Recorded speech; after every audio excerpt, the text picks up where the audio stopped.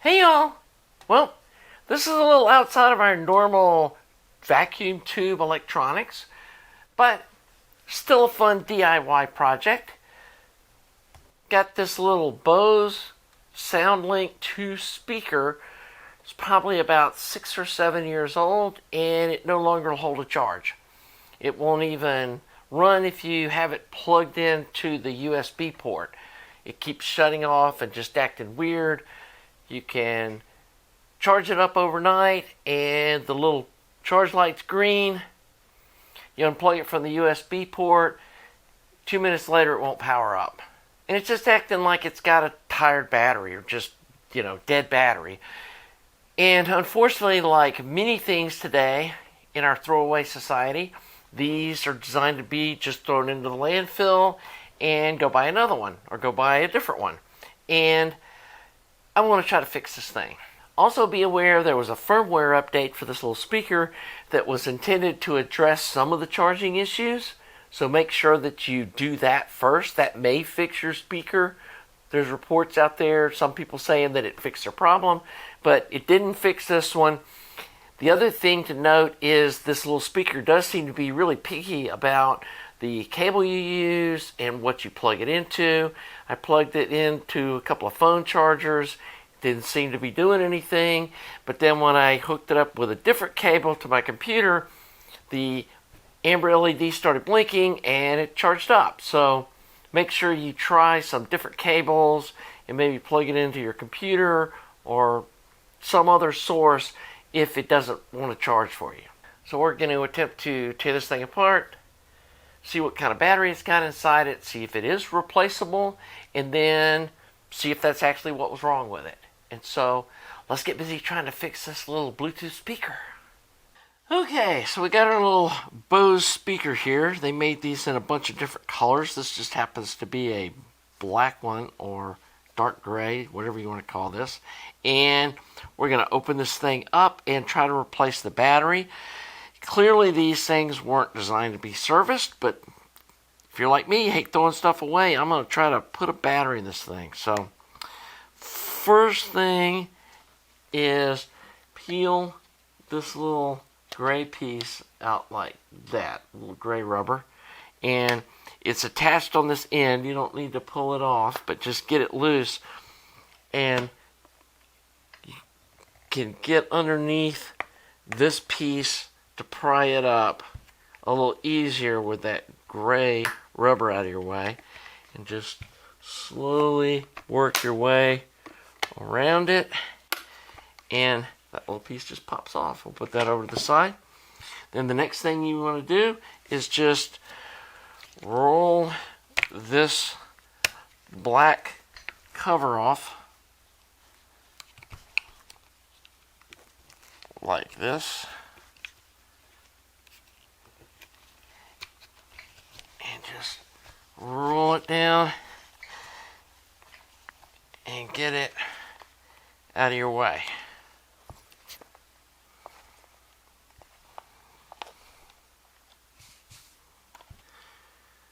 And here's a little light pipe thing. Looks like it goes right in here. Might glue it to the rubber inside here when we try to roll it back on. Goes on that little side right there. But we'll deal with that when we're trying to put this thing back together after we make sure it works. The other thing that was kind of a pain is it uses a tamper-proof Torx in a very small size.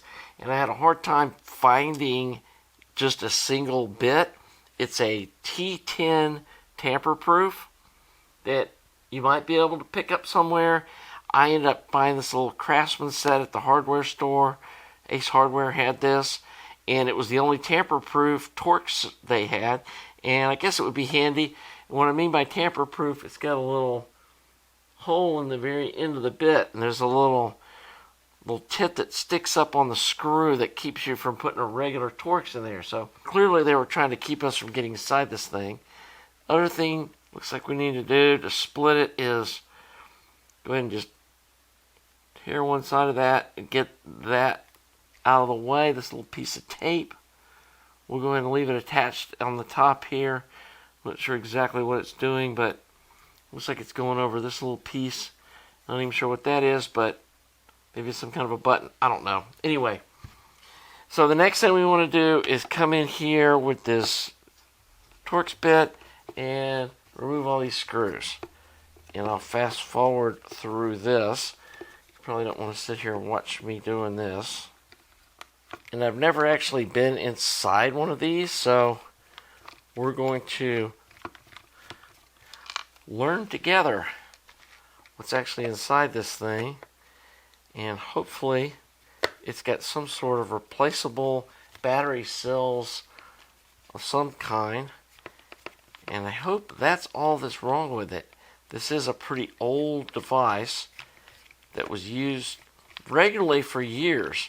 And so my boyfriend really enjoyed it until it got to where it wouldn't hold a charge. And let's see if we can fix this thing back up, put it back in service. Let me zoom in here and see if I can show you why these were such a problem. You can see right in the center of that bit, there's a little tip that sticks up that keeps you from putting a regular Torx driver in there. You have to have one that has the end of the bit drilled to allow that to go up in it so the bit will fit.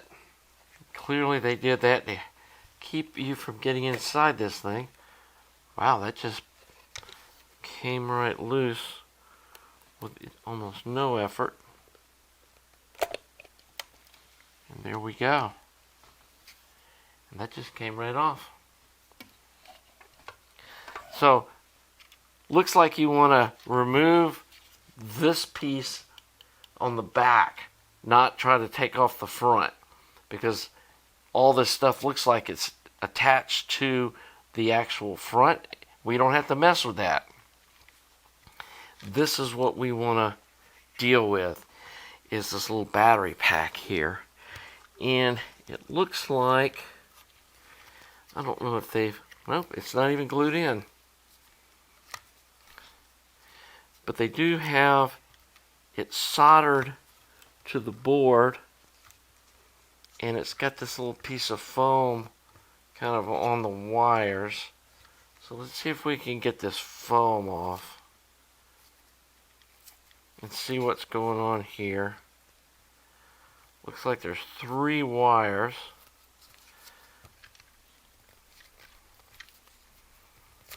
Honestly, I'm not sure how important this foam really is.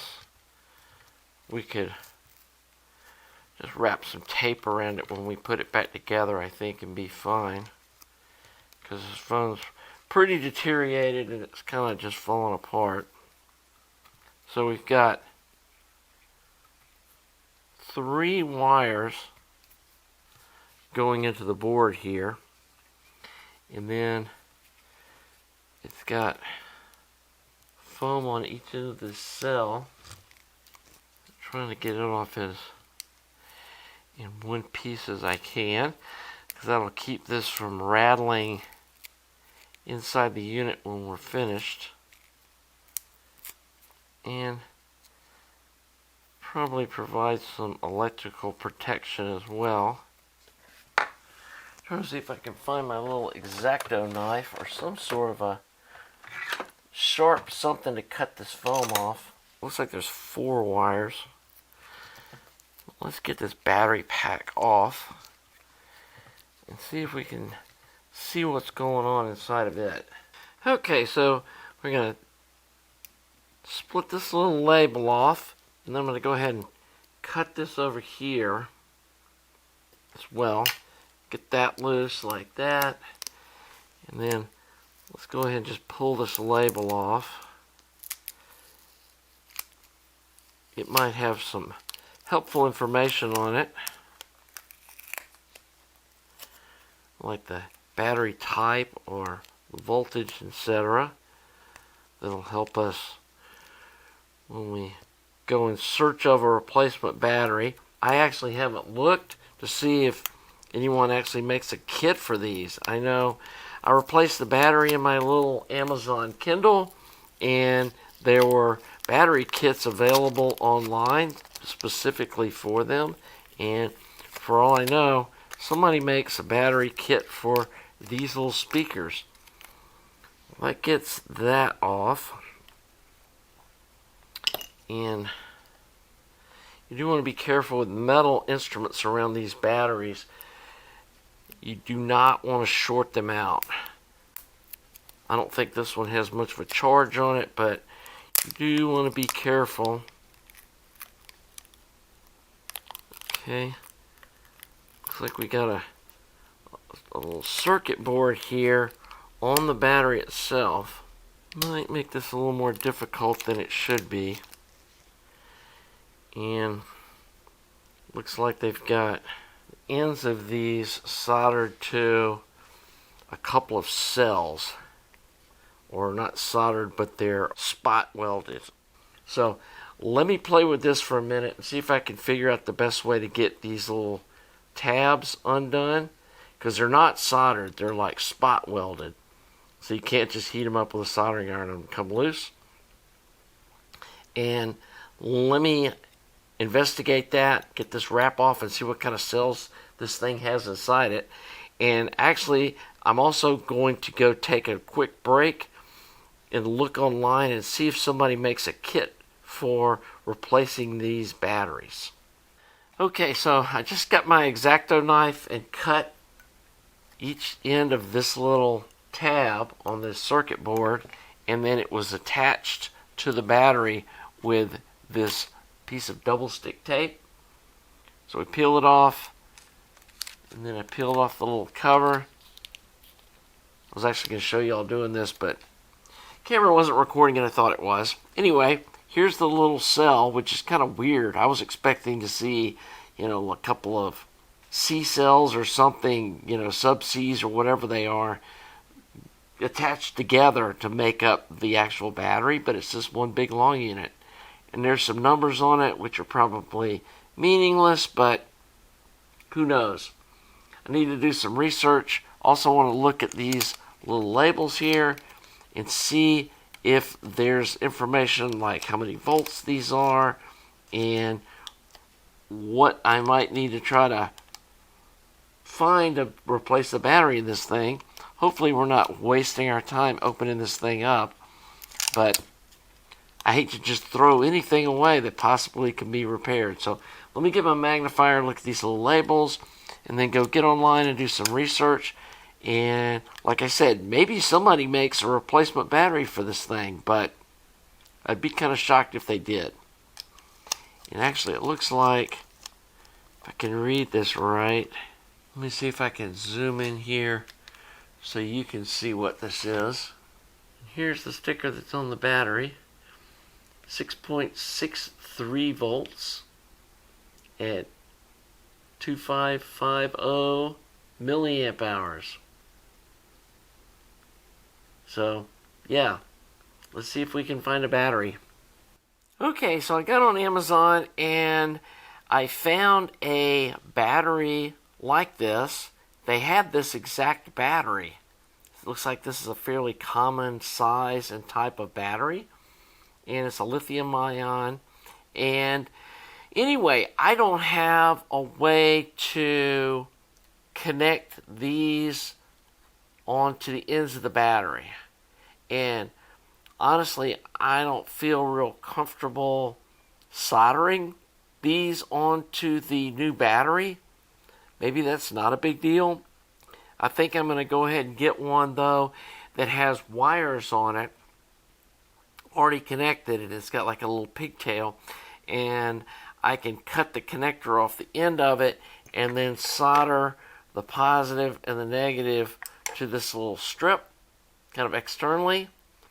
And yeah, then you don't have to worry so much if these kind of got boogered up when you were stripping the thing apart. And should be able to stick this on the side of the new battery, run the wires up to each end of this circuit board, and have a replacement battery.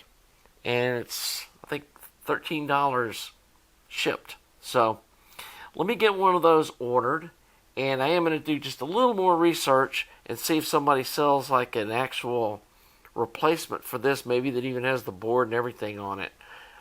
Probably going to be more expensive though, so again, we're not sure this is even going to fix this little speaker. I don't think it's worth investing a ton of money in, but I'm willing to risk $13 on a battery to see if we can bring this thing back to life. So let me get that ordered, and when it gets here, we'll figure out how to get it installed. Okay, so here's the old battery that we pulled out, and we found this new one on Amazon, and I could have gotten just a bare cell. But one of the things I was concerned about was soldering the tabs on this old little board to this and the hazards that that creates. And I know a lot of people watching this probably are not pro soldering folks that have done a lot of soldering, and they're just wanting to fix their little radio. And so I thought it was safer to get one that already had the wires attached to the battery.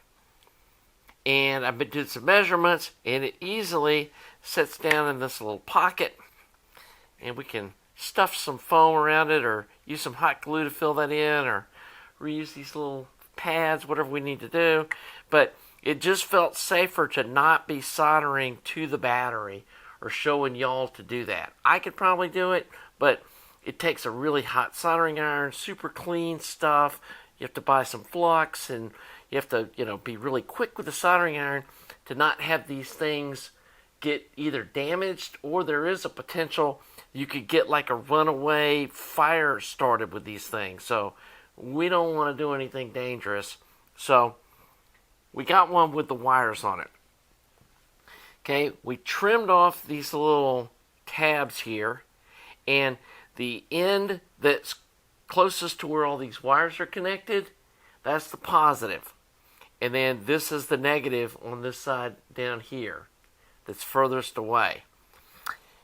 It has a little strip of this tape on it, which I'm going to assume is a thermal pad.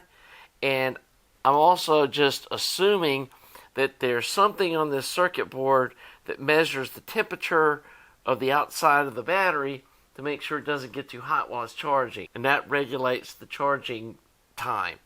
So I've got some of this thermal tape. You could probably reuse the little piece that was on there, but I went ahead and peeled that off and applied some new thermal tape to the bottom of this.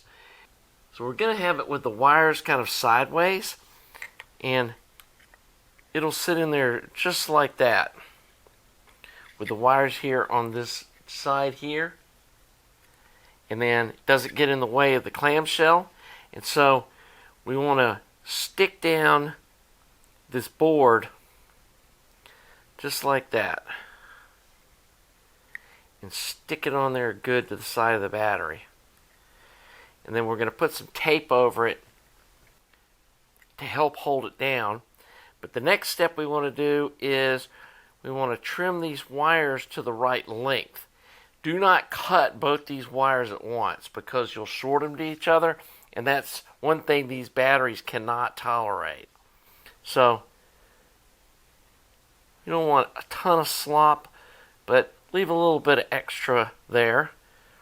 Cut that guy off, and then we're going to strip this one back like that.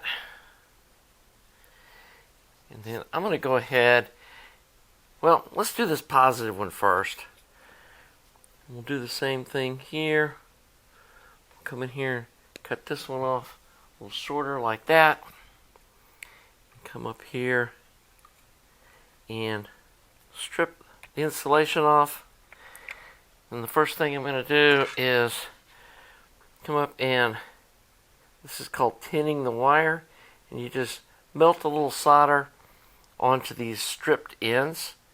I'll go ahead and do both of them while I'm doing this, and that gets us some solder on the wire itself.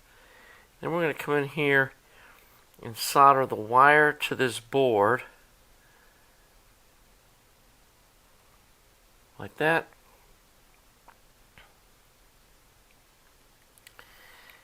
And then we're going to come over here and solder this wire to the other end of the board just like that. And now we've got our wire connected to our board. So now I'm going to get this piece of tape that was originally on the battery, and I believe it was just, it may have been like this. I don't think it's super critical, but kind of pull it underneath that negative wire. And obviously, tape lost some of its adhesive, so we're going to get some electrical tape and put a couple of wraps around it, because originally this whole battery pack, if you remember, had a wrap around the outside of it. You don't want to get crazy about putting tape all over this thing, because you may make the outside of the battery too big to put back in the unit. We don't want that to happen, but we want to cover up any exposed terminals, because again, these lithium ion batteries shorting out is never something that you want to happen. Let's put one more piece of tape there in the middle, and I think we're done with what we were going to do with this little battery. Now I may put the little foam pieces on the ends to give it a nice snug fit back in this little pocket.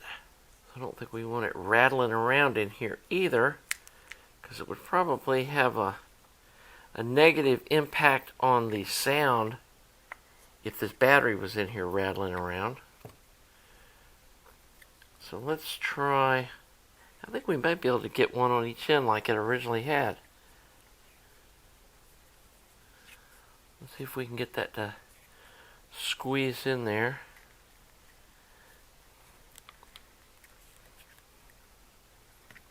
And there we go. We'll tuck these little wires down here over to the side. They were down in that little groove like that. And I'm going to go ahead and wrap some tape around this too. Originally it had some foam on it that you saw fall apart when I was trying to take this thing apart. And on hindsight, you might not even have to mess with that foam. And I'm going to put this little piece of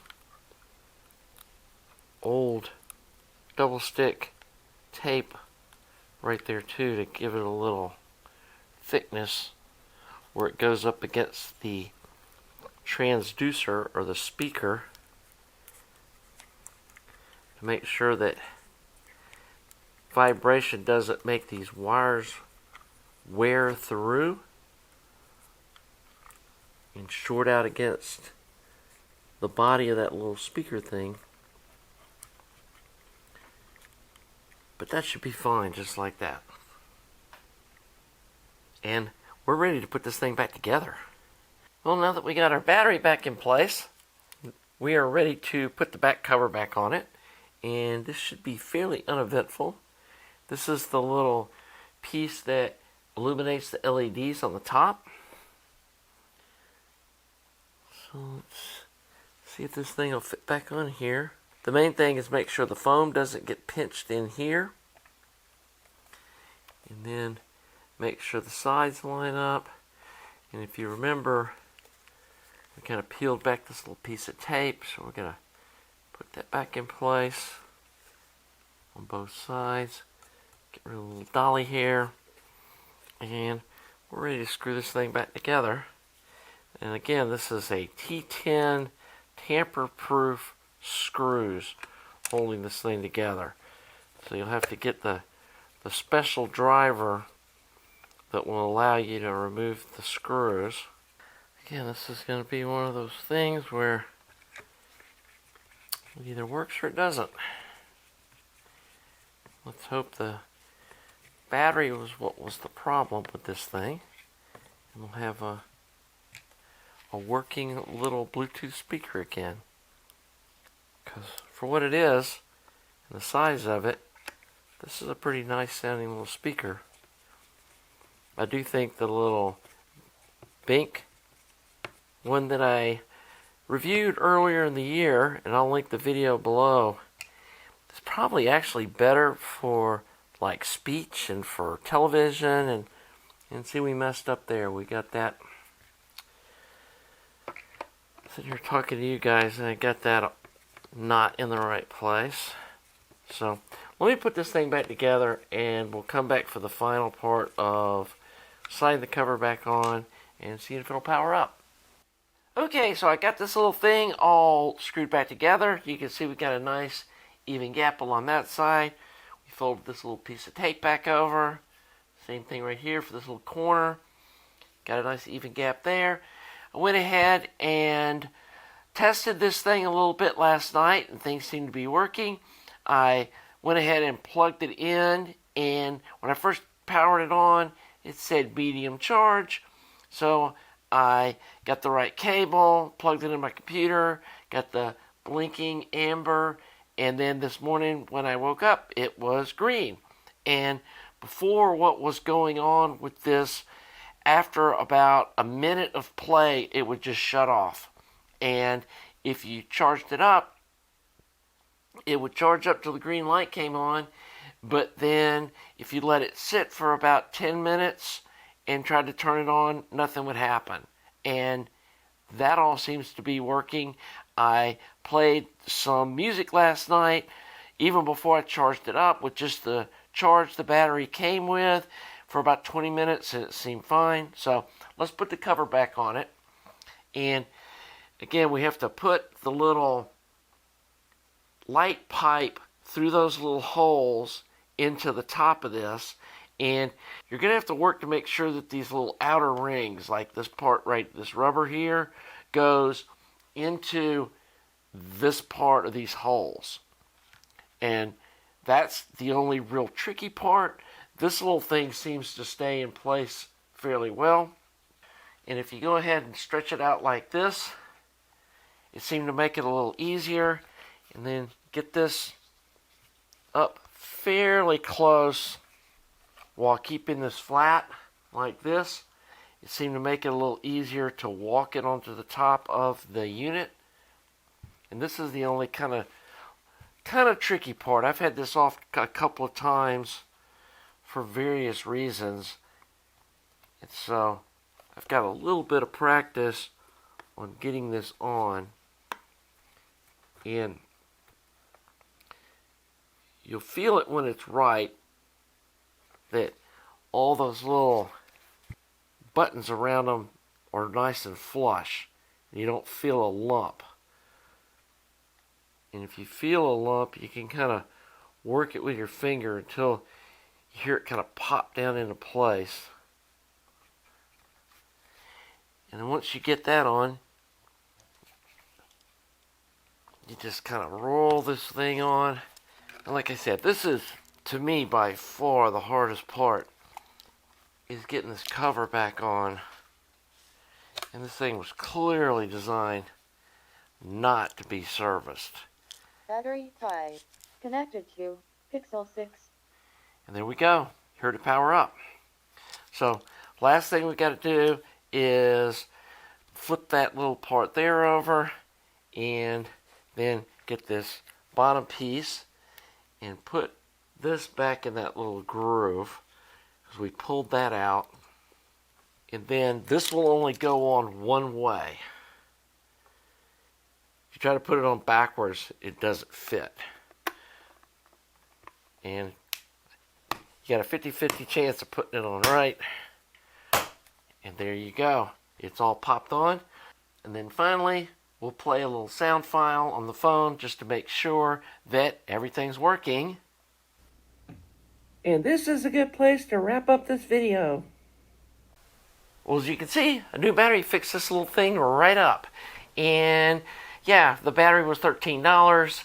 It took some DIY kind of skills to repair this thing, but I think a lot of you folks are capable of doing something like this. You obviously need to be able to solder or have access to some soldering equipment.